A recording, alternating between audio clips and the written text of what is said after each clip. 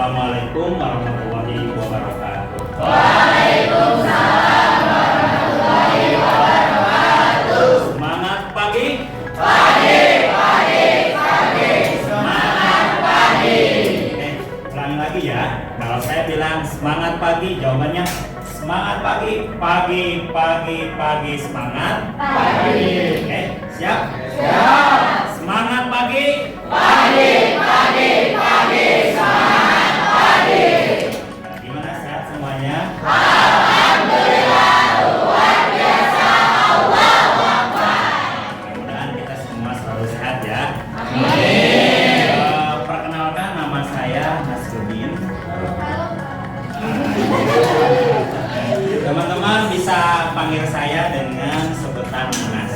Dan alhamdulillah saya selalu dikenal oleh orang-orang ketika cuaca lagi.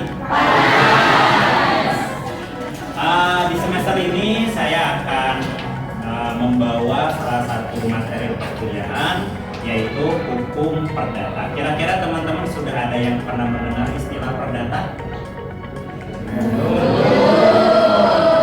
Kira-kira perdata itu berhubungan dengan apa? Biasanya perdata itu lebih erat berhubungan dengan hak dan sehingga di sini nanti teman-teman akan mempelajari beberapa materi berkaitan dengan hukum perdata. Insya Allah kita akan berjumpa kurang lebih 16 kali pertemuan dengan beberapa metode yang akan saya sampaikan, termasuk salah satunya nanti teman-teman akan ada simulasi tes. Tidak tahu simulasi tes itu seperti apa?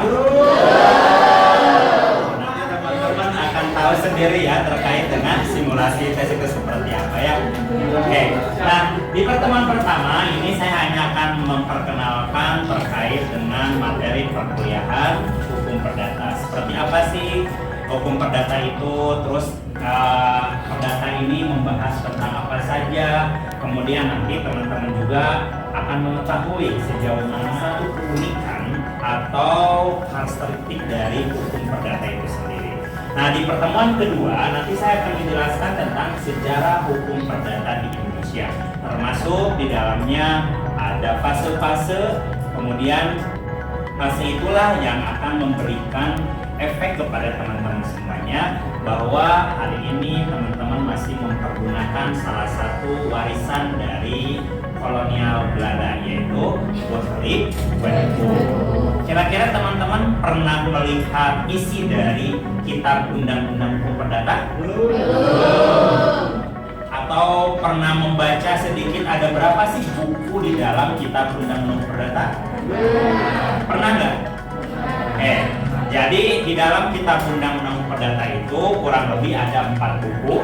Buku yang pertama itu membahas tentang orang atau person. Buku kedua membahas tentang panzaken atau tentang benda. Yang ketiga buku tentang perikatan, dan yang terakhir buku tentang pembuktian dan daluarsa.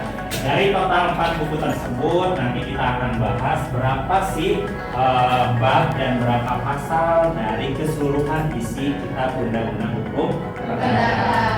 Kemudian nanti di pertemuan ketiga kita akan melakukan simulasi materi terkait sejarah perkembangan hukum perdata di Indonesia dari beberapa fase sampai hukum perdata itu masih dipergunakan sampai saat ini. Kemudian di pertemuan selanjutnya kita akan bahas tentang subjek hukum. Nah, kira-kira teman-teman masih paham apa itu subjek hukum atau masih teringat di semester yang lain?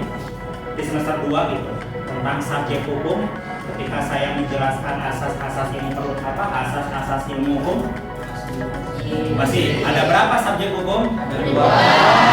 Yang pertama adalah person. orang, yang kedua badan hukum. Nah, kira-kira masih ingat gak yang dimaksud dengan subjek hukum itu apa? Subjek hukum adalah entitas, ya, entitas yang di dalamnya memuat hak dan kewajiban. Kita akan bahas di pertemuan keempat terkait dengan subjek hukum. Kemudian di pertemuan kelima kita akan simulasi tes lagi terkait pembahasan dari subjek hukum. Di pertemuan ke-6 kita akan bahas tentang hukum perkawinan BW dan hukum perkawinan berdasarkan Undang-Undang Nomor 1 Tahun 74. Nah, kalau kalau berbicara tentang perkawinan ini agak menarik ya. Karena perkawinan itu bukan hanya menyatukan dua insan saja, tapi menyatukan dua keluarga besar. Sehingga konteks dalam hukum perkawinan BW dengan hukum perkawinan berdasarkan Undang-Undang Nomor 174 itu ada perbedaan yang mendasar. Kalau dalam Undang-Undang BW itu berbicara perjanjian hukum, sedangkan kalau dalam Undang-Undang Nomor 174 ikatan lahir batin. Nah, seperti biasa nanti di pertemuan ke-6 kita akan simulasi materi lagi. Di pertemuan ke-8 akan kita bahas tentang hak milik, atau di dalam buku di dalam kitab Undang-Undang Perdata itu kita berbicara vanzaken, buku tentang benda. Nah ini ya, nanti kita akan bahas. Sama halnya di pertemuan ke-9 kita akan melakukan simulasi materi lagi. Di pertemuan ke-10 kita akan bahas hukum waris berdasarkan BW dan hukum Islam. Sejauh mana karakteristik hukum BW berbicara tentang hak waris dan sejauh mana hukum waris diatur dalam hukum Islam. Sama nanti ada simulasi lagi, kemudian ada hukum perikatan, perbuatan melawan hukum, dan terakhir simulasi berkaitan dengan perbuatan melawan hukum. Nah, kira-kira ada pertanyaan nggak dari rekan-rekan semuanya terkait dengan materi yang akan kita bahas selama satu semester ini? Untuk mata kuliah saya ini, teman-teman tidak akan saya tugaskan membuat makalah atau membuat paper, karena sejauh ini mahasiswa sudah lebih cerdas dari dosen. Ketika diberikan pertanyaan, tinggal tanya aja ke si Ai gitu kan. Misalnya si Ai itu kan mudah sekali menjawab. Maka di pertemuan perkuliahan yang saya ambil ini, teman-teman nanti akan saya arahkan metode pembelajarannya itu dengan tulis tangan. Dan saya berharap selama perkuliahan yang saya ambil ini, kita jadikan kelas ini menyenangkan ya, menyenangkan dan tidak ada stres di antara kita. Walaupun nanti teman-teman akan ada simulasi. Sebelum saya tutup pertemuan hari ini, kira-kira ada pertanyaan nggak dari apa yang telah saya sampaikan? Ada? Silakan, apa pertanyaannya?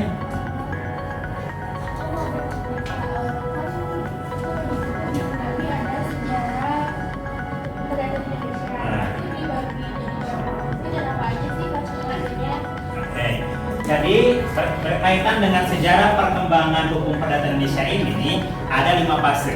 Ada yang mau jawab nggak sebelum nanti saya sampaikan? Kira-kira Ilham Sanusi mau jawab nggak?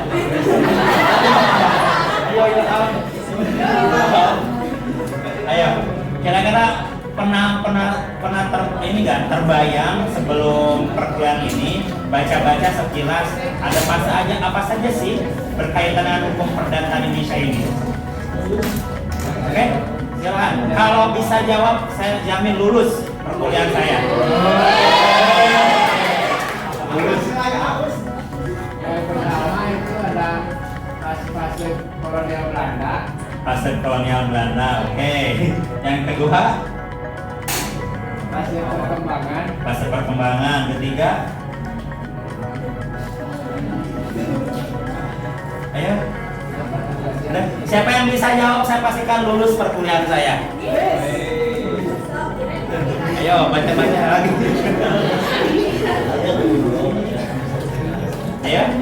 Tadi ada pertanyaan nih dari rekannya, Pak, kira-kira dari fase perkembangan hukum perdata Indonesia ini ada berapa fase? Nah, saya jawab ada 5 fase. Nah, fase pertama, Aurel mau menjawab? Masa kolonial Belanda. Oke, masa kolonial Belanda, 1. Kedua, Masa kemerdekaan. masa kemerdekaan. Ketiga, upaya kodifikasi dan pembaharuan. Upaya kodifikasi dan pembaharuan, betul. Nomor 4, hukum perdata kontemporer. Hukum perdata kontemporer, betul. Yang terakhir, Terakhir, sumber-sumber hukum perdata di Indonesia. sumber-sumber hukum perdata.